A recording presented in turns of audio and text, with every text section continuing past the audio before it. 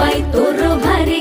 दिसते भारी गणपतीची स्वारी अन आला धादिस मामाच्या घरी मालवण चिपळूण सावंतवाडी माझ्या कोकण गावांचो दिमाग भारी दिसते भारी गणपतीची स्वारी माझ्या कोकण